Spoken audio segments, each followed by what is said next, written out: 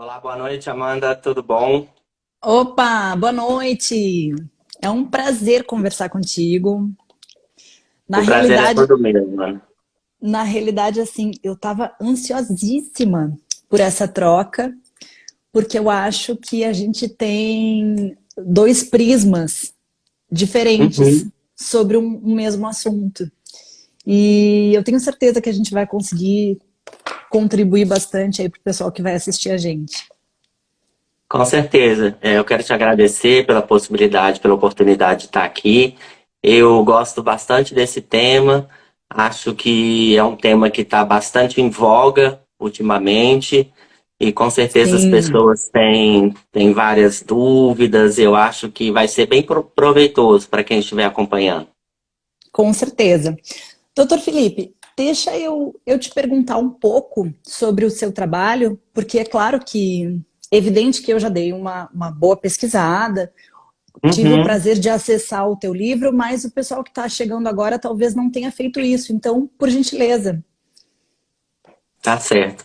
Então, eu sou formado em psicologia, eu fiz mestrado em psicologia também e acabei me especializando na área da psicologia clínica.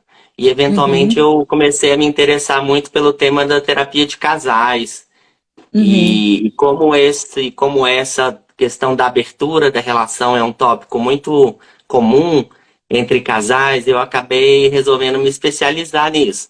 Então eu estudei bastante e escrevi o livro, né, que você teve acesso, que se Sim, chama, o nome do livro é Não Monogamia Responsável, abrindo a relação com o cuidado que ela merece. Então bárbaro.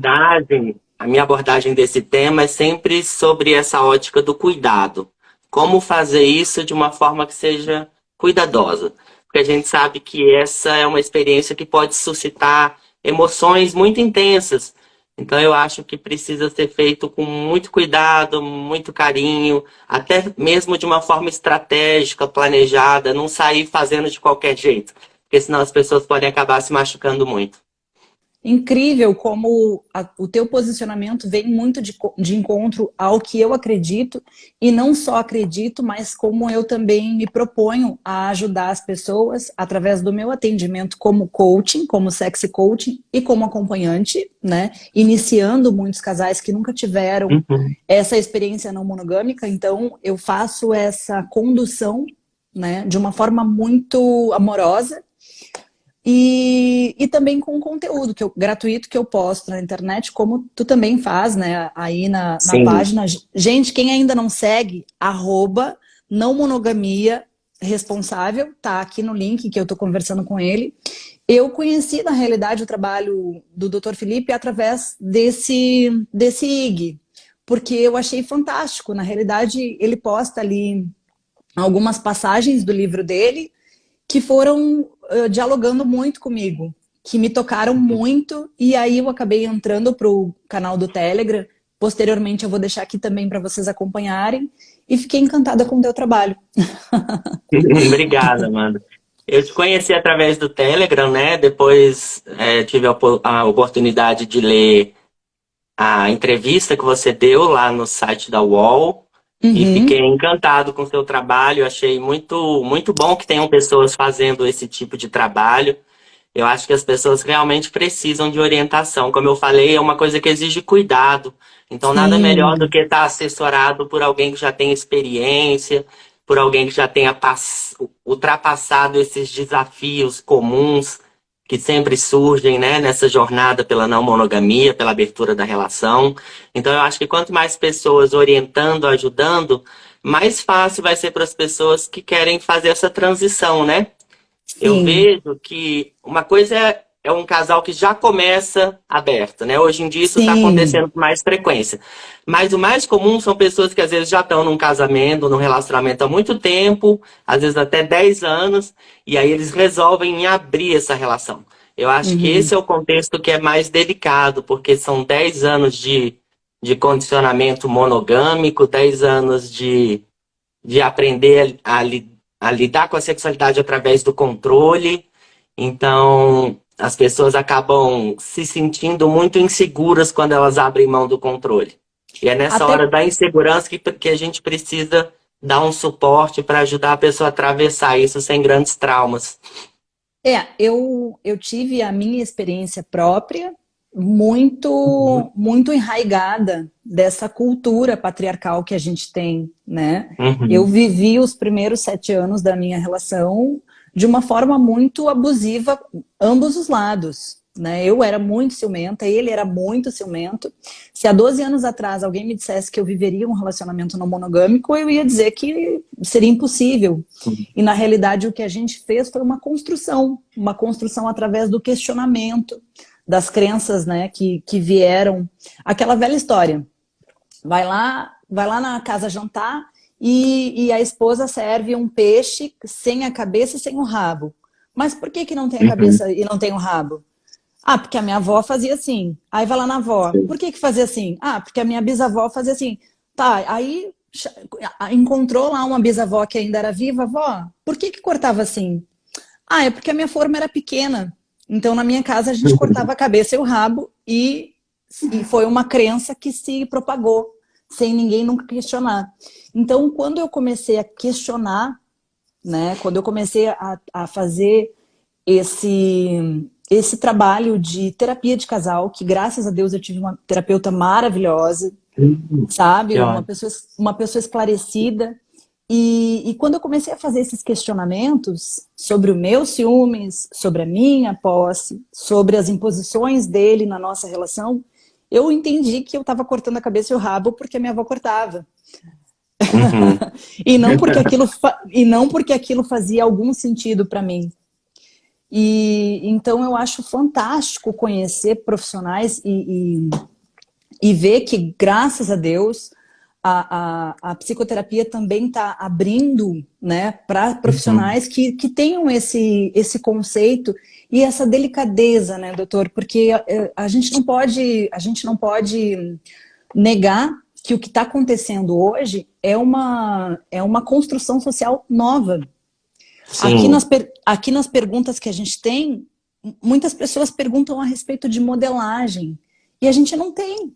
Na realidade, o é modelo que a gente verdade. tem é o modelo lá das duas viúvas no velório do vô. Né? Aquele é o modelo tradicional de não monogamia enrustida. Né? Mas Exato, exato.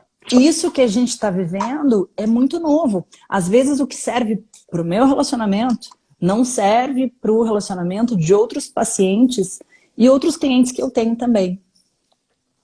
Com certeza. Essa falta de referência, eu acho que é uma das coisas que atrapalham muito. As pessoas não têm referência, né? Elas só a vida toda só conheceram relacionamentos monogâmicos. Então, quando elas vão querer trilhar esse caminho, acaba que elas não têm uma referência, um modelo para se embasar, né? Por isso que é importante pessoas que já estejam mais experientes, que possam ajudar a dar um modelo de como a gente pode lidar com isso de uma forma saudável, com menos controle, né? O fato é que a gente o patriarcado, ele naturalizou alguns abusos. O controle é um tipo de abuso, sabe? Você prender uma pessoa, você controlar ela, você suprimir o comportamento dela, você proibir ela de fazer algo que ela tem desejo, isso é um tipo de abuso. Só que é um tipo de abuso que a gente naturalizou, como vários outros. Sim, até porque Então, eu vou me citar como exemplo porque é inevitável, né? Eu trouxe para o meu relacionamento um modelo abusivo porque foi assim que eu aprendi que era o amor. sim, Né? é, Eu via os meus pais brigando com ciúmes, com medo de traição. Então, a minha referência de relacionamento de família era daquele jeito. Até eu questionar o peixe na forma cortada, que foi uma coisa que me foi passado, eu uhum, realmente não havia pensado. E eu tenho percebido que a gente tá começando a plantar essa semente na cabeça das pessoas. Eu vejo que muitas pessoas que me acompanham hoje no Instagram são mono, tá? Mas uhum, elas estão compreendendo, não uhum, concordando. E acho que isso é muito certo? Até porque esses dias eu vi uma reportagem, até que a gente compartilhou lá no canal do Telegram. Gente, esse canal do Telegram é babado. Entrem. É. A Discussões gente, tão boas lá. a gente conversa bastante. E teve uma, uma reportagem que aconteceu na Zero Hora, aonde um rapaz falou uma coisa que para mim fez muito sentido, que é impossível que somente uma forma de se relacionar contemple toda um universo de pessoas que estão na Terra, né? Então, É. isso Essa eu achei matéria foi até eu que dei essa matéria, e eu sempre pensei nesse raciocínio, né? A gente tem 7 bilhões de pessoas no mundo, e aí a gente tentar encaixar todo mundo num único modelo, isso também é uma violência, porque isso não contempla a singularidade das pessoas, não contempla exato. a especificidade de cada um é de um jeito. Então pode ser que tenham pessoas que funcionem melhor num modelo de relacionamento monogâmico, mas podem ter pessoas que funcionam melhor no modelo de relacionamento de amor livre, e o ideal seria que a gente respeitasse a natureza das pessoas. Ou Exato. seja, em vez de forçar todo mundo a entrar numa caixinha, cada um poder personalizar a sua relação da forma como fizer sentido para ela. Sim. Porque senão é É, uma violência, você força as pessoas a se. É quase como se você vai num alfaiate e em vez de você cortar a manga do terno do tamanho da pessoa, você corta a mão dela para encaixar no terno. Você entende? Você sim. corta o braço para forçar a pessoa a encaixar no terno. Por que não costurar um terno que se encaixe naturalmente no corpo da pessoa? Então, essa para mim é a filosofia da não monogamia, essa liberdade de você respeitar a sua natureza, respeitar o que faz sentido para você. O que a E grande maioria faz é viver uma espécie de hipocrisia.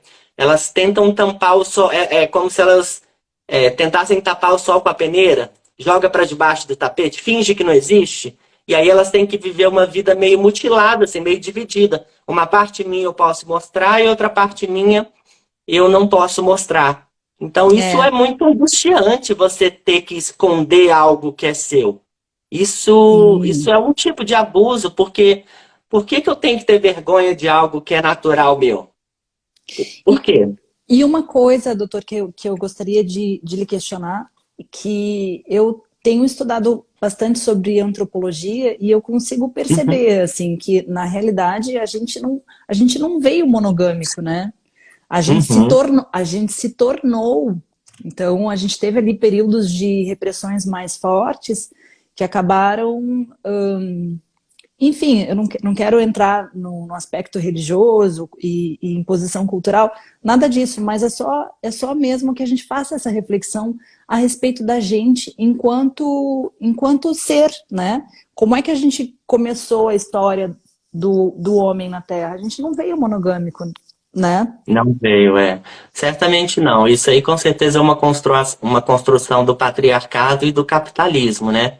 Isso começa a fazer Sim, muito mais sentido quando do surgimento da propriedade privada. Os homens, quando eles passam a ter a posse da terra, eles precisam ter certeza que eles vão estar passando para os seus legítimos herdeiros. E a única forma de você ter essa certeza, para os homens ter essa certeza, é controlar o comportamento sexual das mulheres. sim. Então, um dos motivos pelo qual essa pauta da não monogamia ela é até mais intensa entre as mulheres é porque, de certa forma, ela é uma pauta feminista. Porque os homens, de- bem ou mal, eles sempre puderam fazer o que eles quiseram, né? Era a mulher que ficava presa dentro de casa cuidando dos filhos que não tinha essa oportunidade. Então tem É, gente que até brinca que fala assim, para os homens as relações sempre foram abertas. Então sim. agora as mulheres estão reivindicando abrir para elas também, para ter direitos iguais.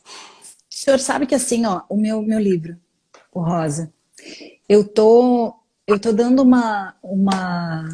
eu tô mergulhada nesse livro da maravilhosa Regina Navarro e, eu Hum, não- e ele fala muito inevitavelmente ele fala muito sobre o que aconteceu com as mulheres ao longo dos anos, né? E, e às vezes eu coloco isso no meu Instagram. Como eu produzo conteúdo adulto, eu tenho muitos seguidores homens E às vezes eu sou questionada no aspecto de que eu tô colocando assim um discurso feminista, quando na realidade não.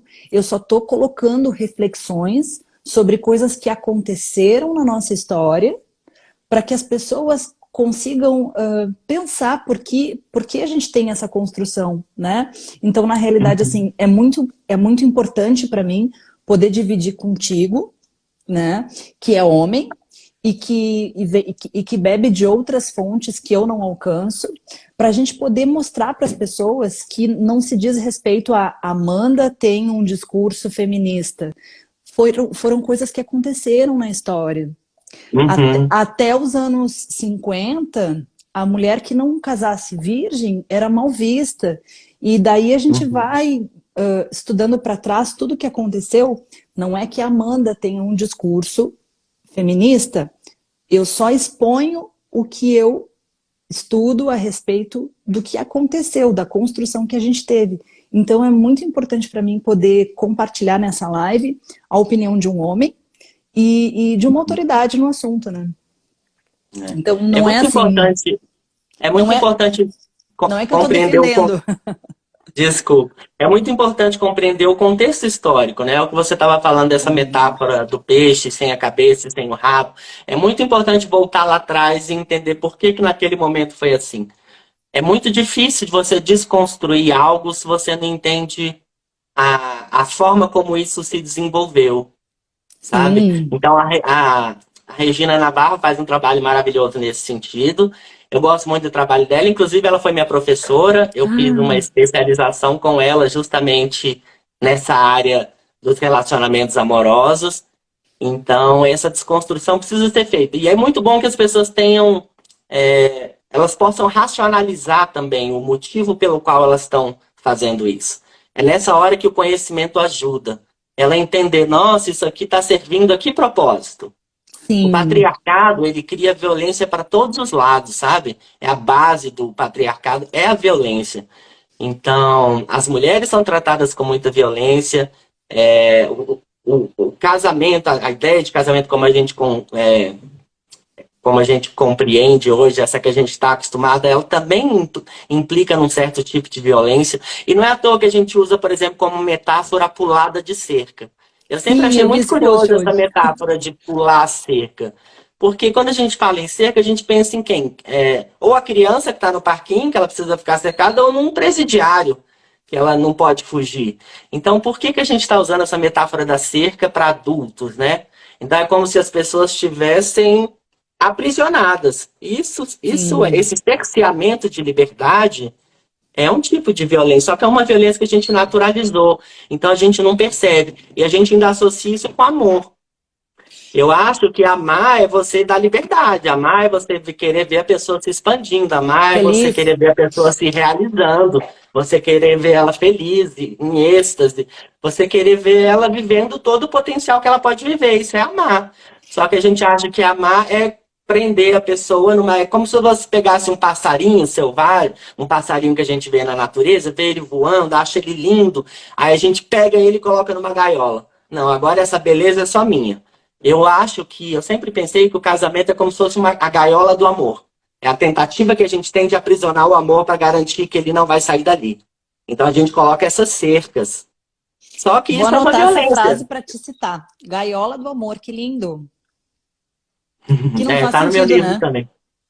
Faz muito sentido. Mas é uma violência, igual quando você pega um pássaro e coloca numa gaiola só para te satisfazer, você não está pensando no bem-estar do pássaro. Você está usando ele para satisfazer uma necessidade sua. Então a gente aprendeu, a gente naturalizou essa ideia de usar o outro. Eu uso você para me satisfazer, eu uso você para me sentir seguro. A gente se acostumou a usar o outro, então a gente faz o que a gente precisa que o outro faça. Isso, a gente decide o que, que a gente precisa que o outro faça. Eu decido que você não pode sair com uma roupa curta. Eu decido, tem homens que não deixam a esposa trabalhar, por exemplo. Não, você não pode trabalhar. Então, como que a gente vai decidir o que, que o outro pode e não pode? Isso aí é uma Sim. anulação da individualidade. Eu acho isso bem sério, bem sério. Então, sempre quando eu entrei e comecei a pensar em não monogamia, para mim nunca foi uma questão de poder se relacionar com várias pessoas. Para mim sempre foi uma questão de respeito. Para mim é uma questão de respeito. Respeitar a individualidade das pessoas. Respeitar os indivíduos. Valorizar eles como eles são. Ao invés de forçar que eles sejam como eu preciso que eles sejam, sabe? Como eu Para mim entendo é uma que é questão de certo amor ou e bom. respeito. É, É. e veja bem, eu sou mãe de dois meninos, tá? Sou mãe de dois meninos adolescentes. E teve um belo dia que o meu filho mais velho chegou para mim e disse assim: Mãe, deixa eu te perguntar uma coisa. Tu e o Eduardo se amam? Aí eu falei: Sim, muito. Aí ele me questionou assim: Pois é, que eu tava ouvindo vocês conversarem alguma coisa e eu fiquei curioso. O Eduardo fica com outras pessoas? Porque eles são da era do ficar, né? Eles Sim. são da geração que fica. Aí eu falei: Sim. Daí parece que abriu assim uma coisa na cabeça dele, ele regalou o olho e disse assim: se vocês se amam, por que que ele fica com outras pessoas?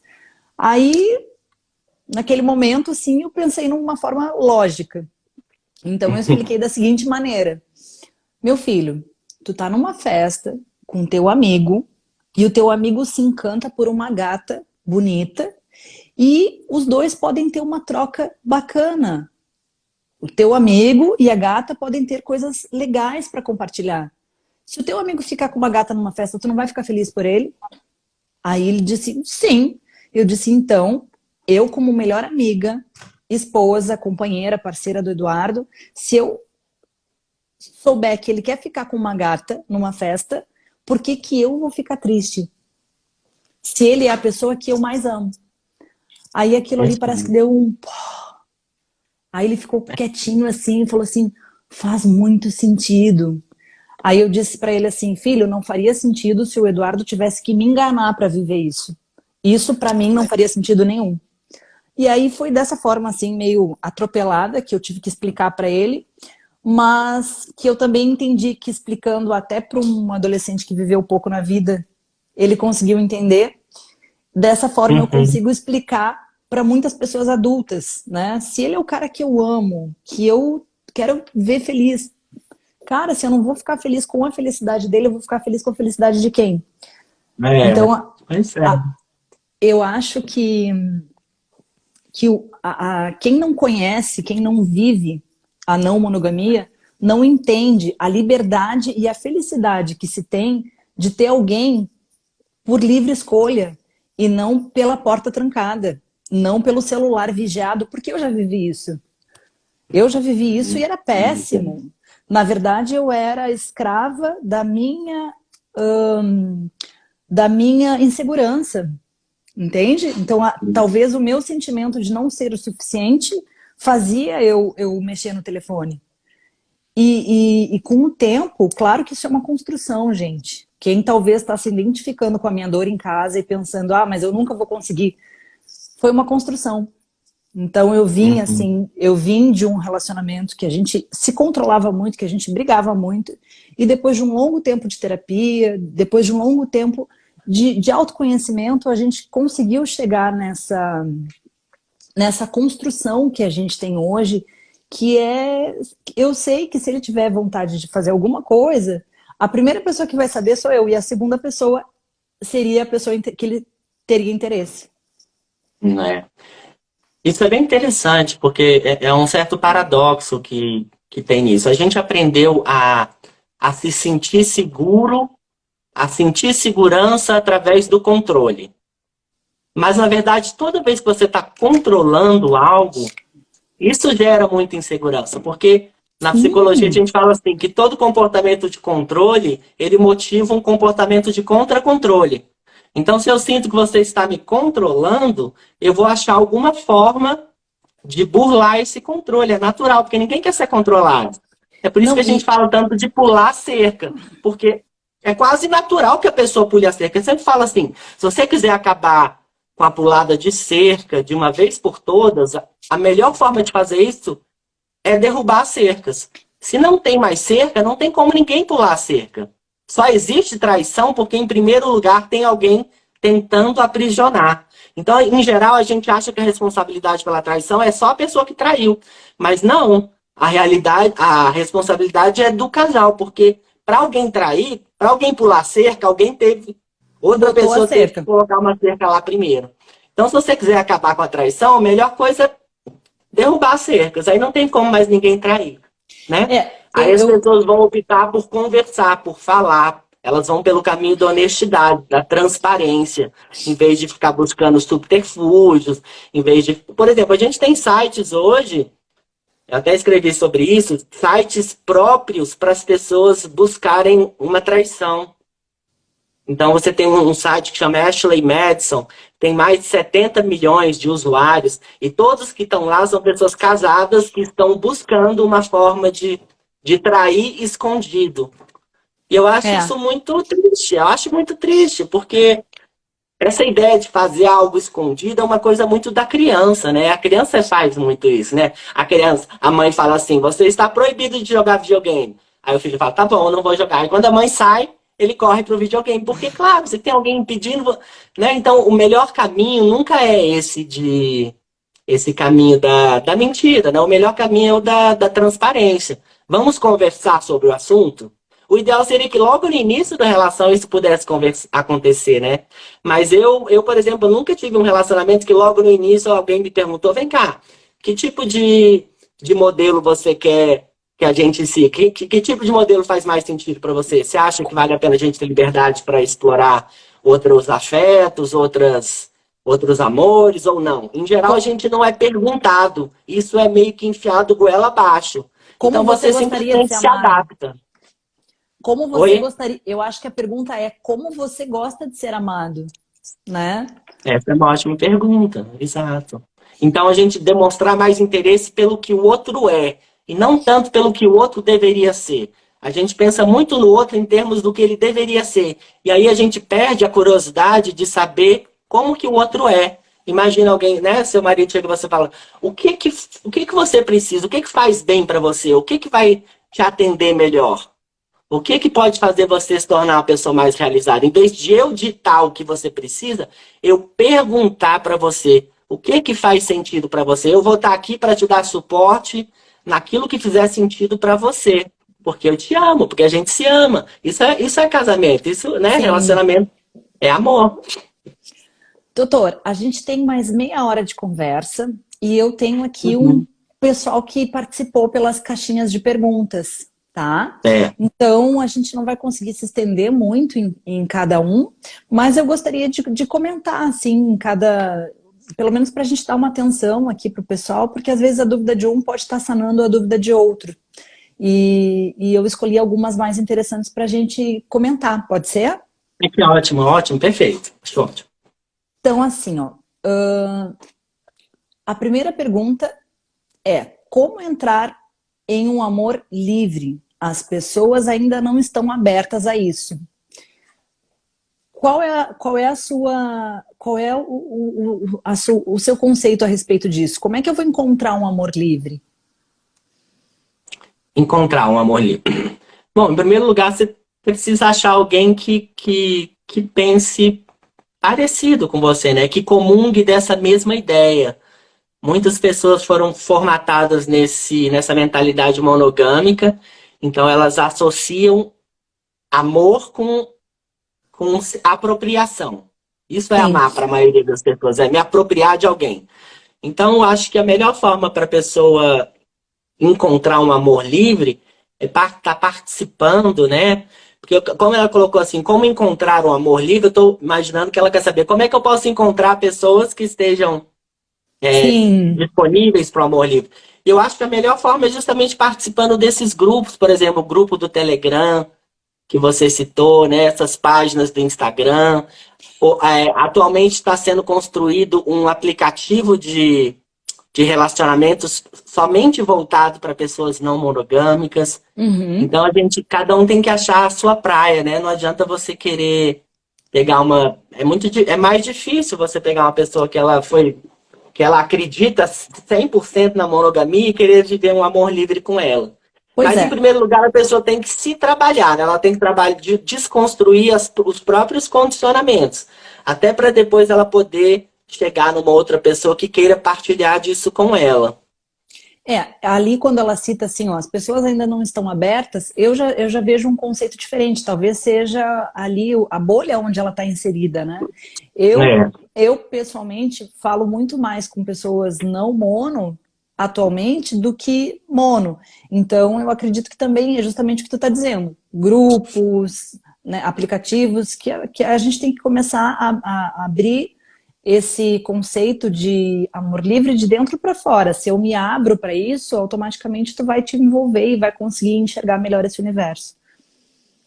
Exatamente. Faz mais sentido, né? É melhor do que ficar dando murro em ponta de faca, né? Tentando forçar a barra de Ah, transformar, de mudar alguém. Fulano é monogâmico e eu exatamente. preciso ficar convertendo a pessoa para não monogamia. Isso pode ser desrespeitoso também, dependendo de como é feito. Do mesmo jeito que é muito ruim um monogâmico forçar alguém a ser monogâmico, também é muito ruim um não monogâmico forçar o outro a ser não monogâmico. Porque a ideia toda é justamente as pessoas poderem ser como elas são. Elas poderem Sim. respeitar a sua natureza. Então, se a pessoa tem uma inclinação maior para a monogamia, ótimo. Se ela tem uma inclinação maior para a não monogamia, tá ótimo também.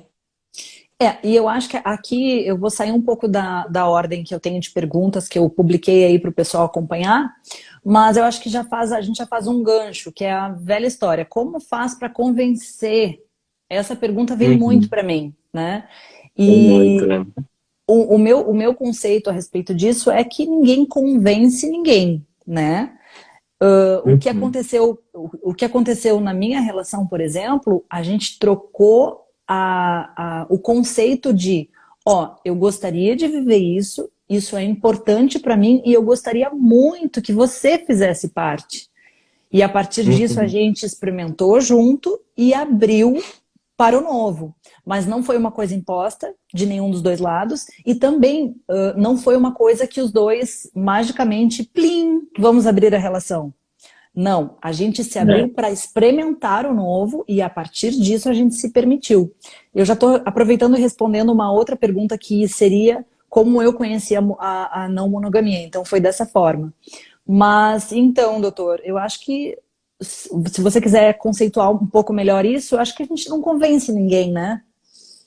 Eu acho que o que a gente pode é jogar sementinhas, né? A gente pode trazer a ideia, você pode dar um livro para a pessoa ler, né? Às vezes sai uma matéria na mídia, você fala para pessoa, mostra a matéria para a pessoa, e aí, o que que você acha disso? O que que É, você pensa a esse respeito? Você vai jogando sementinhas e torcer para que aquilo brote, né? Mas não dá realmente para convencer. Não dá para uma, convencer. Tem que ser uma construção muito gradual, sabe? Aos pouquinhos vocês vão trocando, o casal vai trocando ideias, aos pouquinhos a pessoa tem espaço para mostrar qual que é o significado que aquilo tem para ela. Porque também eu acho que muitas pessoas às vezes criam resistência porque elas não entendem, não sabem o que que é. Por exemplo, se você vai propor para uma pessoa que vamos ter uma relação aberta, ela associa com traição. sim. Ou então ela Ou acha que não falta de tem regra, que é uma compromisso. bagunça. Ela Falta de acha. Então, compromisso. ou ela acha que o outro não ama mais ela. Então, talvez a melhor forma de tentar ajudar uma pessoa a se abrir para isso é ir desconstruindo esses, essas fantasias equivocadas, sabe? Essa fantasia de que o outro não te ama mais, essa fantasia de que você tá querendo trair a outra pessoa, essa fantasia de que agora vai ser uma bagunça, agora eu não vou ter mais controle sobre nada, não tem regra. Então é bom as pessoas saberem que tem regras, que tem combinados, que tudo é conversado antes, que tem respeito, né? E uma dica que eu dou com frequência para quem chega até o meu Instagram ou as minhas redes sociais fazendo esse questionamento, eu sempre dou uma Uhum. dica que eu acho que ajuda muito e seria, segue a página ali do Dr. Felipe, que é @não_monogamia_responsável. Lá vocês vão achar o link do canal dele do Telegram, tá? E eu também estou sempre me esforçando muito para postar um conteúdo de valor, não só no Instagram, mas também no YouTube. E eu acho que, assim, quanto mais vocês conhecerem, participarem de grupos que discutam, como o grupo do Dr. Felipe, como o meu canal para casais, ali a gente está sempre tentando fomentar, conversar, ouvir outras histórias. Então, isso pode ser uma porta de entrada sutil para que vocês argumentem, para que vocês conheçam outras histórias de outras pessoas que conseguiram viver a não monogamia de uma forma com bastante sucesso. Doutor, Exato, pois é. A minha recomendação é sempre essa, de o casal talvez ler juntos, comprar um livro, ler, sim, trocar ideias, assistir filmes, séries. Hoje tem documentários, tem podcasts, tem grupos de Telegram. Então, quanto mais as pessoas vão se familiarizando com a ideia, menos resistência elas vão tendo, porque elas vão vendo que faz sentido. Então, o naturalizando, ideal é né? que a própria pessoa, ela se convença a si mesmo, digamos assim. Ela é Sim, convencida pelas ideias. Ela é convencida pelo que ela está entendendo. E não alguém convencendo ela. E a outra coisa que vale a pena dizer é que é muito importante ter paciência, né? Abrir a relação não é uma coisa que você faz da noite para o dia. É uma sim, construção. Pode levar meses, pode levar até anos. anos. Então, também você não pode querer que o outro só porque você já abriu sua cabeça, você querer forçar o outro a abrir na marra, né? A cabeça dela. Tem que ser uma coisa orgânica. É, Leva um bom tempo. eu sempre costumo contar que a minha primeira experiência foi péssima. É. A primeira experiência foi péssima. Eu me senti Foi aquela agredida. que você foi chorar na garagem, é isso? Eu vi. Eu me senti agredida. Eles demoraram para ver que eu estava na garagem, tá? Hoje eu dou risada porque é hilário. Eles estavam se divertindo. Qual é o mal disso? Era um sentimento meu comigo mesma. Mas a questão é que a gente também, isso eu gosto de falar para os casais sempre, é que às vezes você ter uma experiência ruim não quer dizer que é uma vida ruim, que é um relacionamento ruim. Quer dizer que foi uma experiência ruim e tudo bem, né? Cabe ao casal pesar se vale a pena tentar novamente ou se aquilo ali realmente te agride muito e tu não é capaz de transgredir, na minha opinião. É. Isso eu acho importante que você está tocando, porque como eu comentei antes, esse tipo de situação pode machucar. E eu, como Sim, psicólogo, como ser humano, eu acho que a gente precisa cuidar dos sentimentos das pessoas. É muito importante. Então, para isso, eu acho a melhor forma de se cuidar nessa hora é fazer as coisas da forma mais devagar possível, da forma mais gradual possível. Então, primeiro começa só conversando, só vendo vídeos, trocando ideias. Depois começa a falar das emoções que envolvem. O que você sente quando eu digo que quero ficar com outra pessoa? E aí você acolhe o sentimento da outra, da sua companheira. Depois, talvez, vocês podem entrar no aplicativo desses de casal e começar a trocar algumas ideias. Depois, talvez, ir para uma casa de swing só para observar, sem fazer nada. Então, eu acho que quanto mais devagar a gente vai adentrando, menos chance a gente tem de se agredir. machucar. E a Sim, gente tem mais recurso para digerir emocionalmente o que a gente está fazendo. Porque se a pessoa for direto, sabe, ela acabou de falar, ouvir no assunto, já vai no final de semana numa casa de swing, já transa com outra pessoa, já vê o marido. É coisa demais para ela assimilar, para digerir emocionalmente. foi, Então tem que ser aos poucos, você tem que ir molhando os pés aos poucos, sabe? Primeiro dá um passinho, volta. Nossa, como é que eu me senti? Como é que você se sentiu? E aí? Fez sentido? Você acha que a gente pode continuar? Vamos um pouquinho mais. Quem sabe agora a gente vai e não só troca uns beijos sem transar. Aí depois volta para casa e vê como é que se sentiu, tá tudo bem, checa para ver se tá todo mundo. Sabe, dá tempo para digerir as emoções e dá tempo para as pessoas expressarem como elas estão vivendo aquilo por dentro. Se for rápido demais, as pessoas elas acabam se atropelando e nisso elas se machucam muito. sim, e eu acho que a importância da gente ir digerindo isso e conversando, né? Não ficando introspectivo. Eu tenho uma prática aqui em casa que eu chamo de Love Day. Todos os dias 22 eu comemoro meu aniversário de casamento. É uma Uhum. DR escondida, né? Meu marido pensa que a gente só vai se encontrar para ter a parte boa e eu tenho toda aquela DR preparada já, que é aquele momento que eu sento, brindo, me arrumo para ele e pergunto: "E aí, meu bem, como é que fomos esse mês?", né? O que está funcionando? O que não está funcionando? Então, ele, como sabe que vai ter a parte boa, ele já fica super receptivo, super comunicativo. Então, eu sempre comento com os meus seguidores a importância disso, né? De tu fazer essa conversa honesta, de tu olhar para o olho da pessoa e dizer o que tá funcionando, né? Que jeito tu gosta de ser amado? Onde é que a gente pode regredir? Onde é que a gente pode avançar? E foi desse jeito, com muita calma, com muita amorosidade, que eu fui construindo. Eu estou inserindo esse assunto porque veio bastante perguntas aqui na caixinha de perguntas de como é que a gente chegou a abrir a relação, como é que, né? Qual foi o caminho? Então eu já quero aproveitar o teu gancho para dizer que foi dessa forma, conversando muito. E estamos há 12 anos juntos, somos um casal não mono, a gente teve os nossos períodos mais abertos, os nossos períodos mais introspectivos, mas sobretudo a gente é um casal assim que tem, mesmo depois de 12 anos, essa necessidade de se sentar pelo menos uma vez no mês e dizer, e aí? Né? O futuro começa hoje, para onde é que nós estamos indo? Olha, essa é uma ótima prática, viu? Eu sempre digo que o primeiro passo na abertura da relação é a abertura da comunicação. Porque, em geral, as pessoas elas não foram ensinadas a ter uma conversa honesta, uma conversa mais se revelarem, se vulnerabilizarem, mostrarem os seus sentimentos. Elas não aprenderam, não desenvolveram essa habilidade.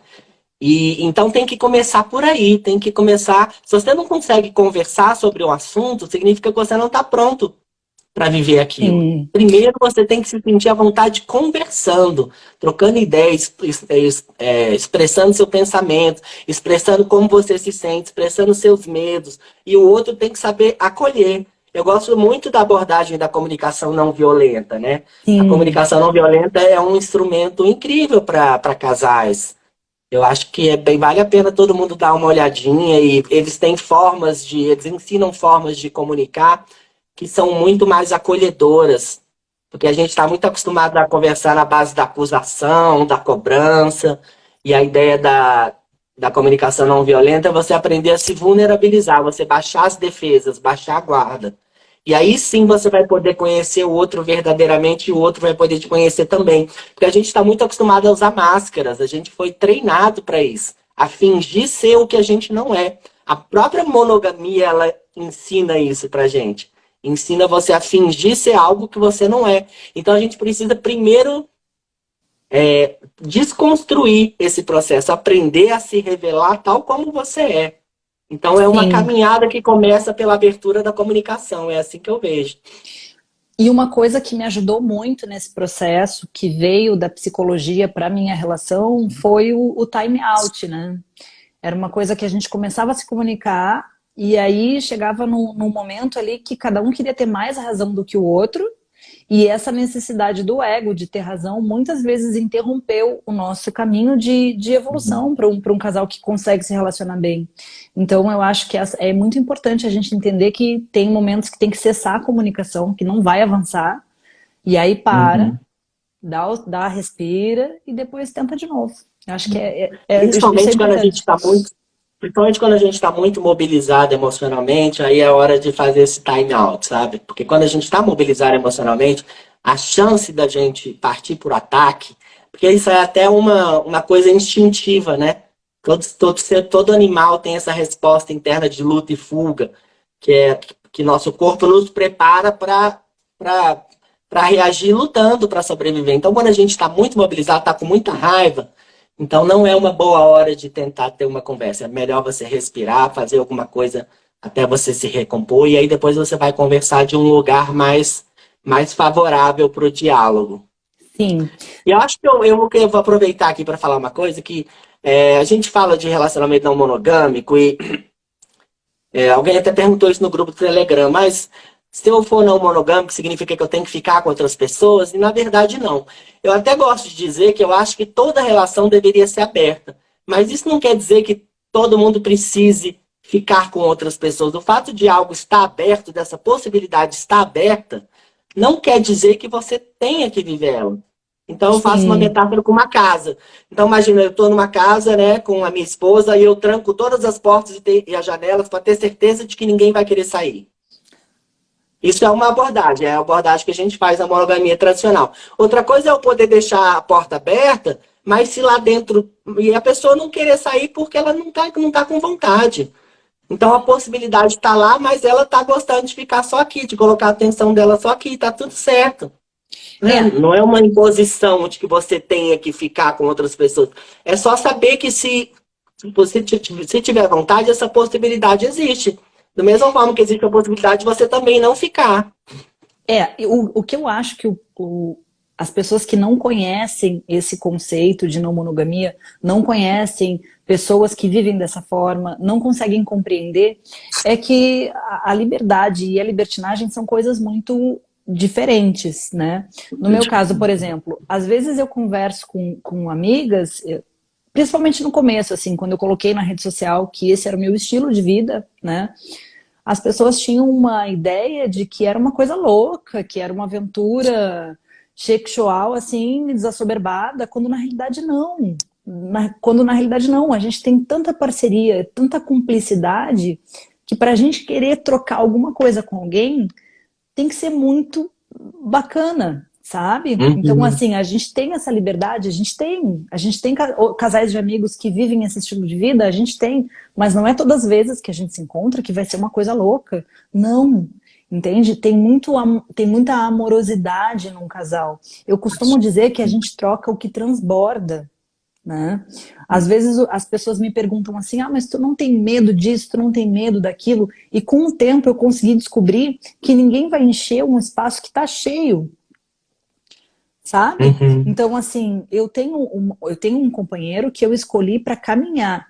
Eu tenho um companheiro que eu escolhi para gente, para gente dividir uma história, um projeto, uma família juntos. E nesse caminho a gente encontrou outros casais que a gente ama, que a gente respeita e que a gente quer que continuem como estão. A gente vai trocar a parte boa. É diferente do poliamor também.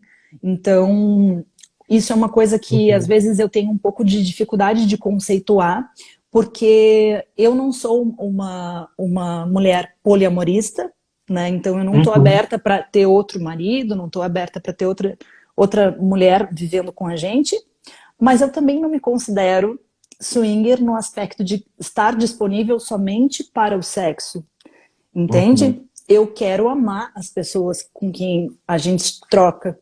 E essa troca vai Sim. muito além de fluidos.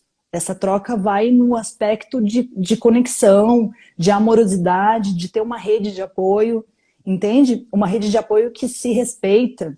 Às vezes eu acho que as pessoas têm assim um preconceito a respeito disso, sabe?